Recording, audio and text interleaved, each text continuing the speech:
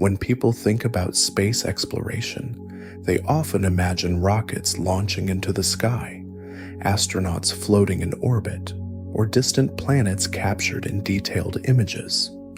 But behind all of these moments lies something deeper. A mission is not just a launch. It is a long chain of decisions, technologies, and goals that stretch across years, sometimes decades. For organizations like NASA, missions are not isolated events. They are part of a continuous effort to understand the universe, step by step, layer by layer. But what makes a mission important?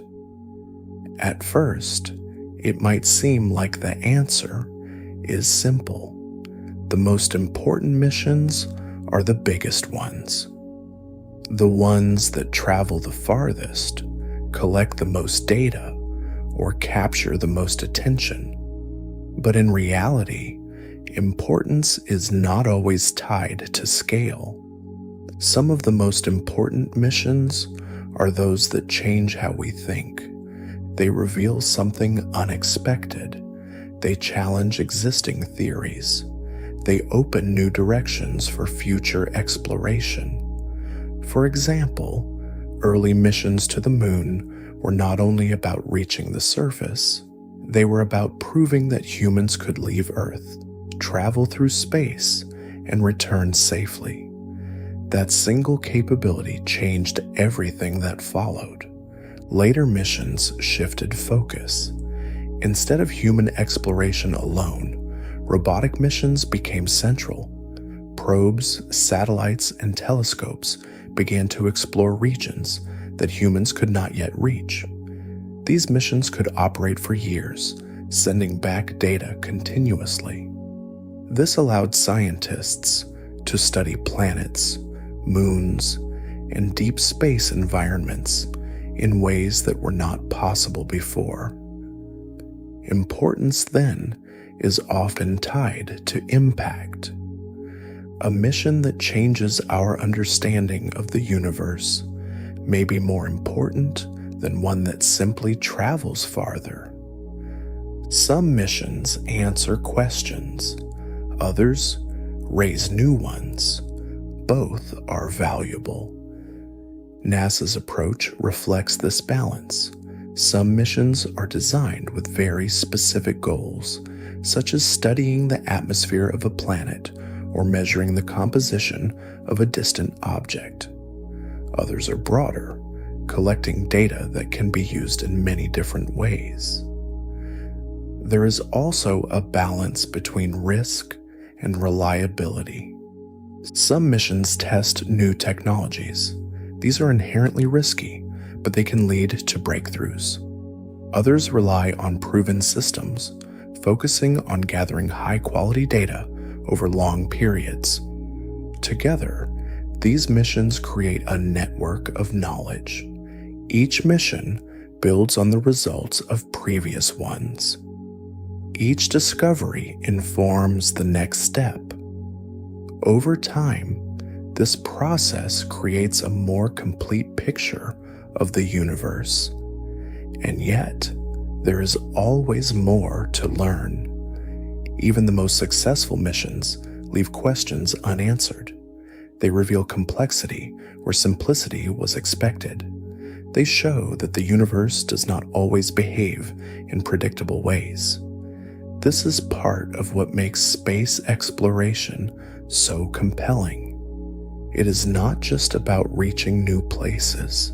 It is about expanding understanding. And in that sense, every mission, whether large or small, contributes to something much larger than itself.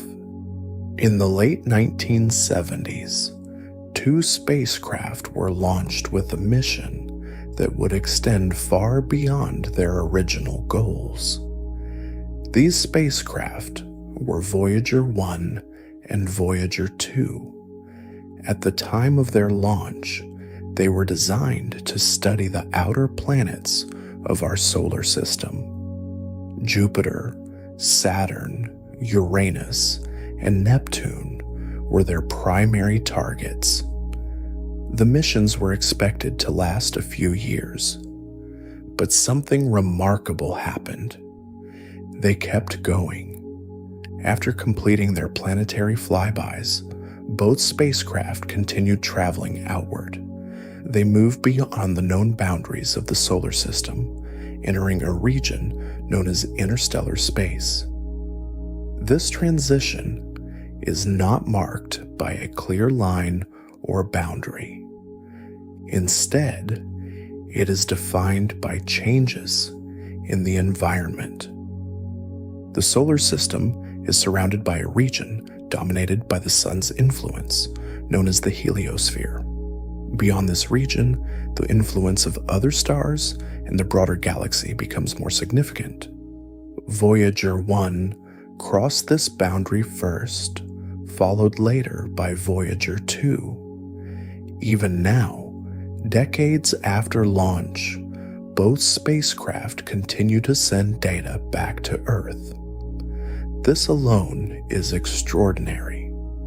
They are operating far beyond their original design life in an environment that is still not fully understood. The signals they send are extremely weak by the time they reach Earth. They travel billions of kilometers, taking many hours to arrive. Yet they still carry valuable information about conditions far beyond our immediate cosmic neighborhood. The Voyager missions provide insight into a region that had never been directly explored before. They measure particles, magnetic fields, and radiation levels in interstellar space. They help scientists understand how our solar system interacts with the rest of the galaxy. There is also something quietly symbolic about these spacecraft. Each Voyager carries a golden record, a collection of sounds and images representing life on Earth. It includes music, languages, and natural sounds intended as a kind of message to any potential discoverer. It is unlikely that these records will ever be found. But that is not really the point. The point is that they exist. They represent a moment in time, a snapshot of humanity sent outward into the galaxy. Voyager 1 is now one of the most distant, human-made objects ever created. It continues to move away from Earth, slowly, steadily, entering regions of space that we have never experienced directly. And as it travels, it reminds us of something important. Even small machines, launched with limited expectations, can become part of something much larger. They can carry human curiosity farther than we ever imagined. In recent years, one of the most significant advances in space observation has come from the James Webb Space Telescope. Unlike earlier telescopes, which focused primarily on visible light, this instrument is designed to observe the universe in infrared. This allows it to detect objects that are too distant, too faint, or too obscured by dust to be seen clearly by previous instruments. The result is a new view of the universe. One of the most important contributions of this telescope is its ability to look back in time. Because light takes time to travel, observing distant objects means seeing them as they were in the past. The farther away an object is, the older the light we receive from it. The James Webb Space Telescope can observe galaxies that formed very early in the history of the universe.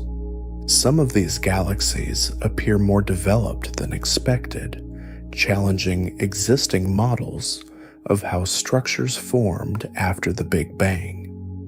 This raises new questions.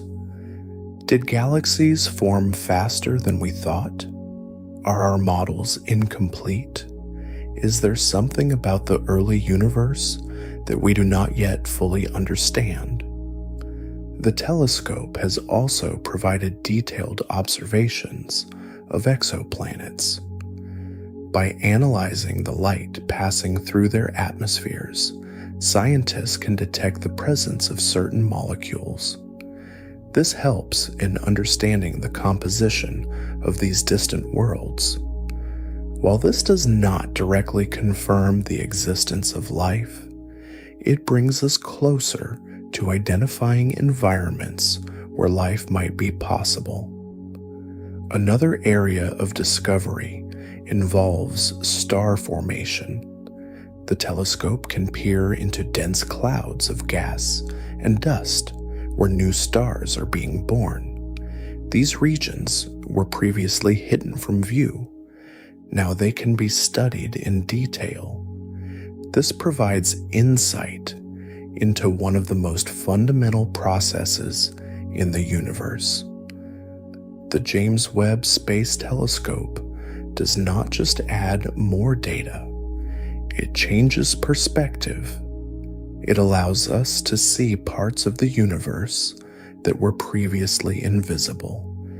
And in doing so, it reminds us that even now, with all our technology, we are still only beginning to understand the full complexity of the cosmos.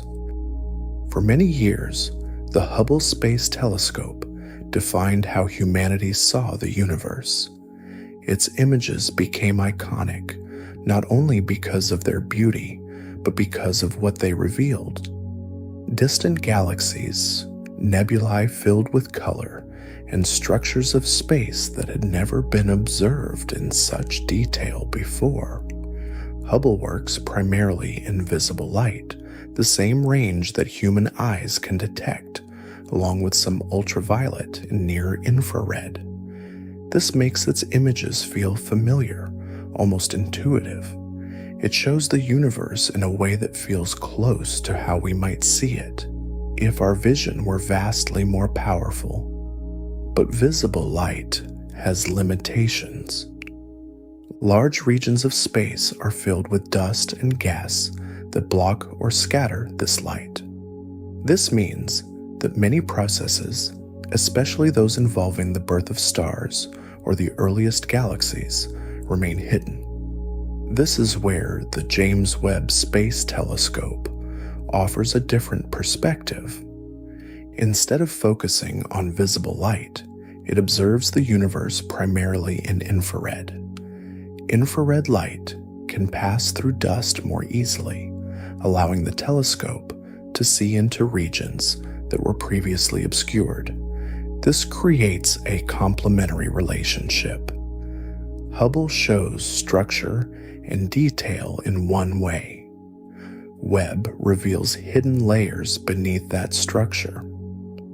When scientists compare images from both telescopes, they are not simply choosing which one is better.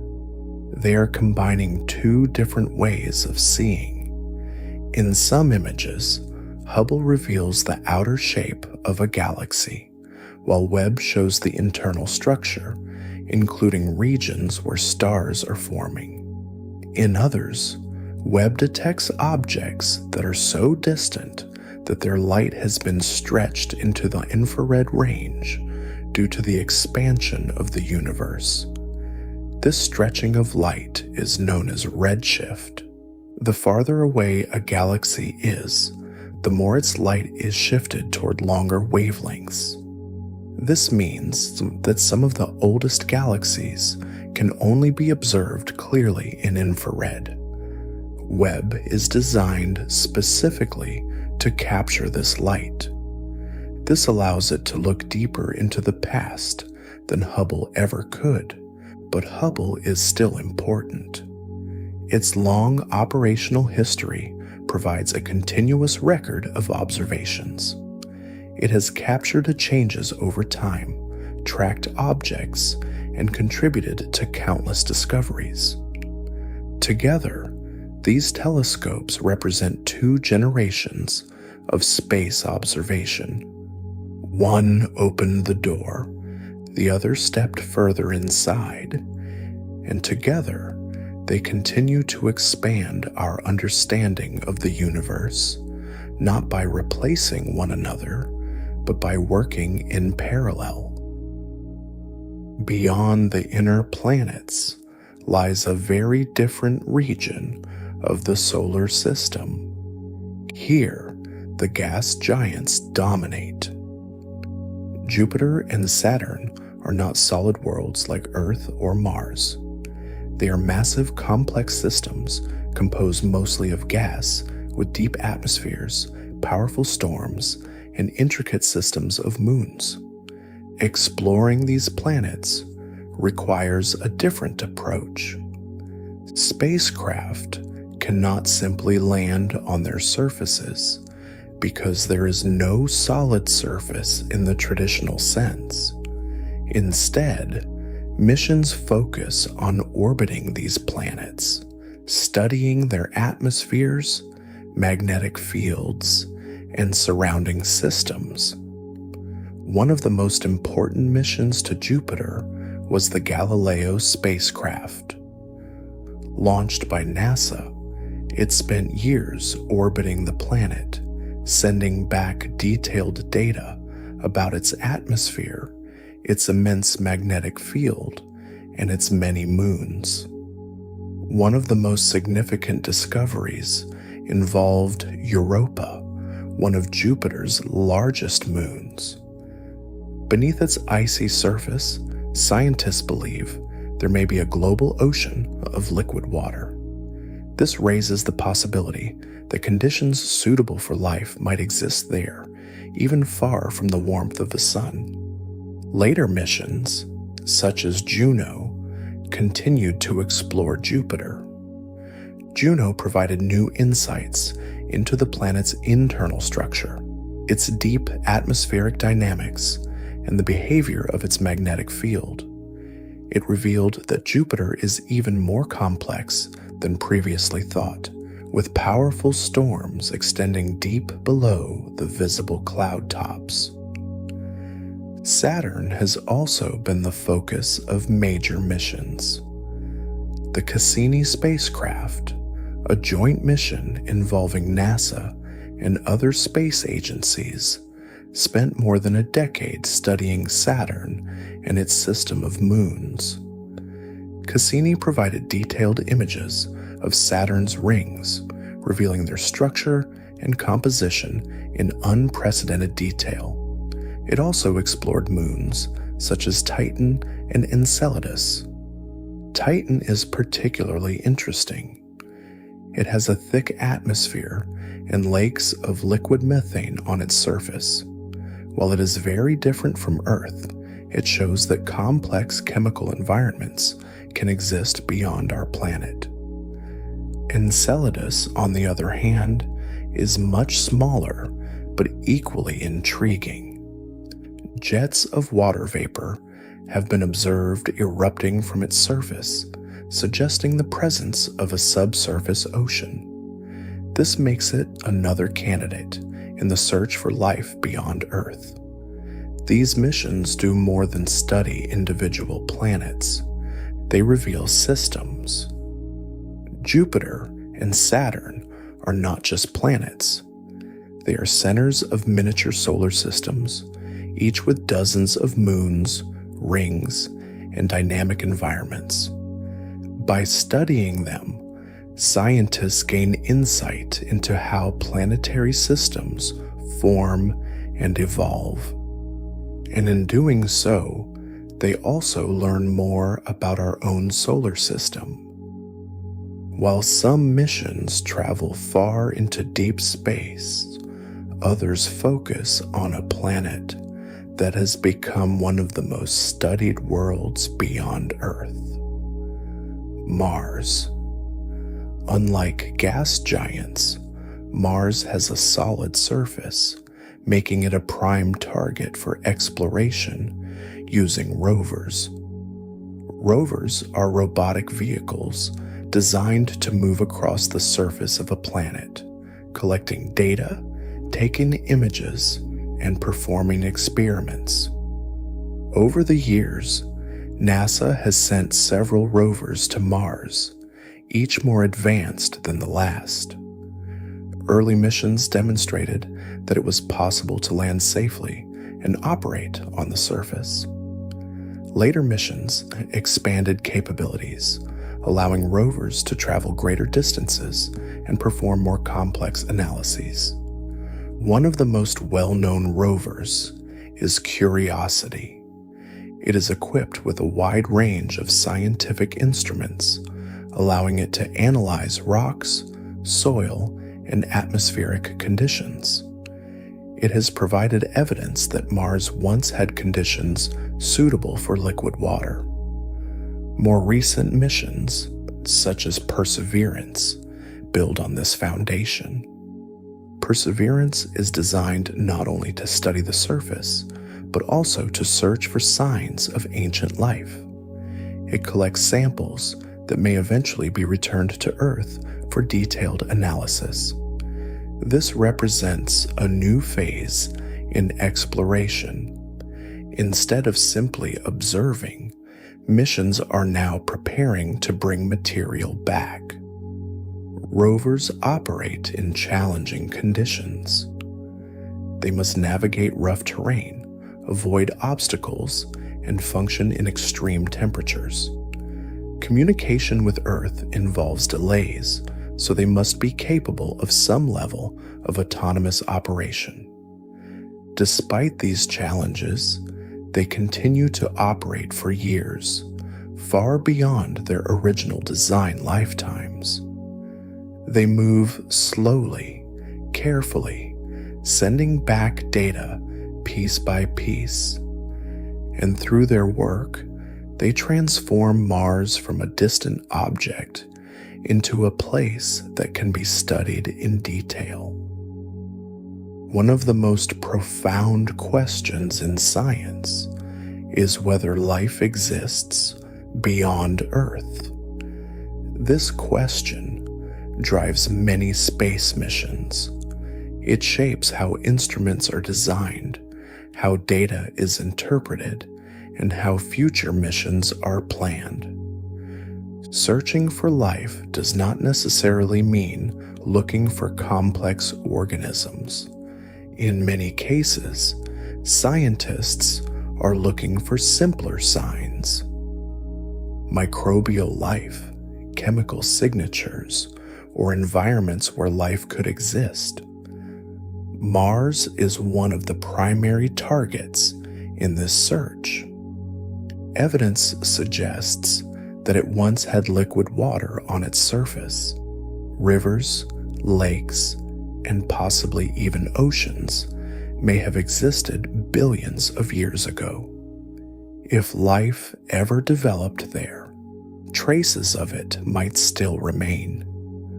This is why missions like Perseverance focus on collecting samples. These samples may contain chemical or structural evidence of past life preserved in rocks. Other targets include moons, such as Europa and Enceladus. These worlds are believed to contain subsurface oceans, protected beneath layers of ice. In these hidden environments, conditions may be stable enough for life to exist. Future missions aim to explore these oceans more directly. This may involve drilling through ice or analyzing material ejected from the surface. The search for life is not limited to our solar system. Telescopes like the James Webb Space Telescope analyze the atmospheres of distant exoplanets, looking for combinations of gases that might indicate biological activity. This is a slow and careful process. It requires interpreting subtle signals and considering many possible explanations. But with each observation, scientists move closer to understanding whether life is a rare occurrence or a common feature of the universe. And in doing so, they address one of the most fundamental questions humanity has ever asked. Even after decades of exploration, the pace of discovery has not slowed down. If anything, it has become more structured, more deliberate, and more interconnected. Organizations like NASA are no longer planning missions as isolated events. Instead, they are building long-term strategies that connect multiple missions across years and even decades. One of the clearest examples of this approach is the return to the moon. Unlike the Apollo era, where missions were focused on short-term exploration, the current direction is different. The goal is to create a sustained presence. This includes not only landing astronauts, but also developing infrastructure that can support long-duration stays. The moon is seen as a testing ground. It provides an environment where systems for life support, energy production, and surface operations can be developed and refined. Because it is relatively close to Earth, missions can be supported and adjusted more easily than those farther away. This makes it an ideal step before moving on to more distant targets. Mars remains one of those targets. Future missions aim to build on the work already done by robotic explorers. One of the most anticipated developments is the return of samples collected from the Martian surface. These samples could provide insights into the planet's history, its geology, and its potential to have supported life. Bringing material back to Earth allows for analysis using advanced laboratory equipment that cannot be sent into space. There are also plans focused on the outer solar system. Moons like Europa are of particular interest because of the possibility that they contain subsurface oceans. Studying these environments could provide clues about whether life can exist beyond Earth. These missions require advanced technology. They must operate far from the sun, often with limited energy sources. They must function reliably over long periods, with minimal direct control from Earth. Communication delays increase with distance. Autonomy becomes essential. At the same time, space telescopes continue to evolve. New observatories are being designed to complement instruments like the James Webb Space Telescope. These future telescopes will observe the universe in different wavelengths, allowing scientists to detect new types of objects and study known ones in greater detail. The direction is clear. Future missions are not just about going farther. They are about building a system of exploration that can operate continuously, expanding knowledge step by step. Deep space is often described as empty, but in reality, it is filled with subtle structures and phenomena that are difficult to detect. Particles move through it. Magnetic fields extend across vast distances. Radiation travels between stars. Exploring this environment is fundamentally different from exploring planets or moons. The distances involved are immense. A signal sent from a spacecraft in deep space can take many hours to reach Earth. This delay makes real-time communication impossible. spacecraft must operate independently, relying on onboard systems to make adjustments and maintain stability. Energy is another critical factor. Far from the sun, solar panels become less effective. Spacecraft must rely on alternative power sources, such as radioisotope generators, which can provide energy steadily over long periods. Navigation also becomes more complex. Without nearby planetary bodies as reference points, spacecraft must use precise calculations and internal systems to determine their position and trajectory. Despite these challenges, deep space exploration continues. The Voyager spacecraft are among the most well-known examples. Launched decades ago, they have traveled beyond the influence of the sun and into interstellar space.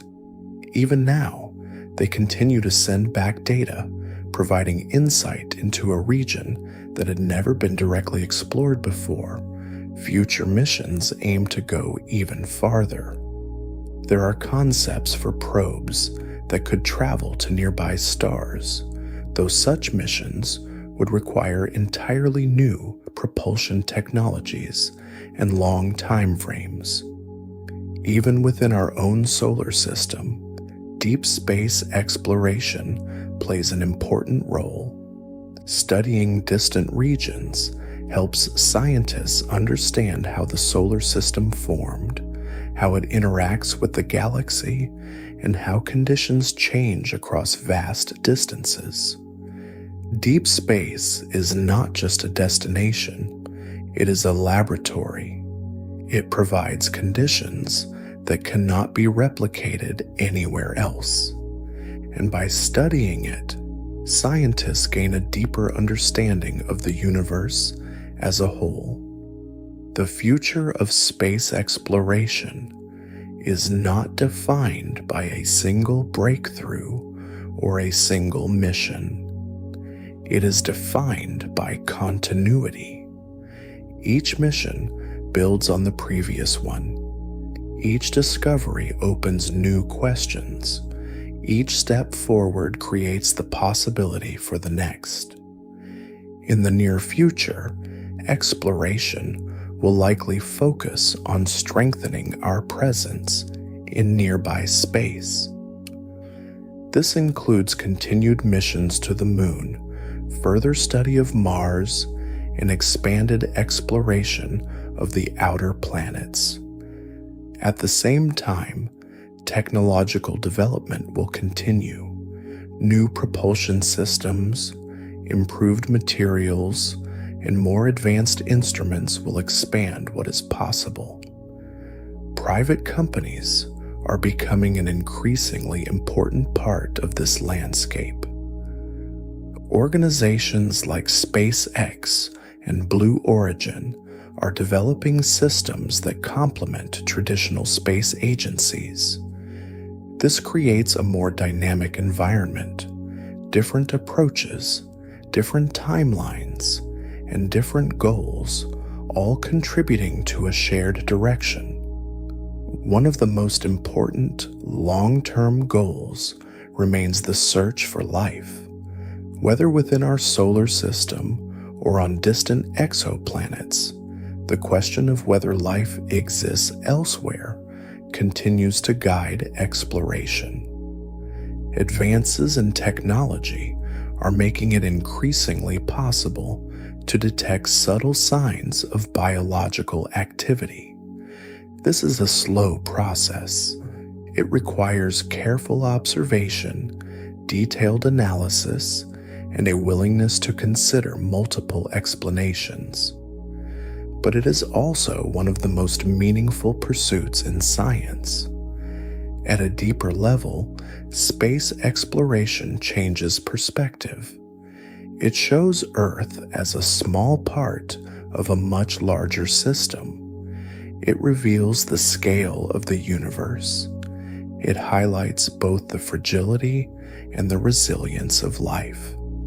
And as exploration continues, it becomes clear that there is no final destination.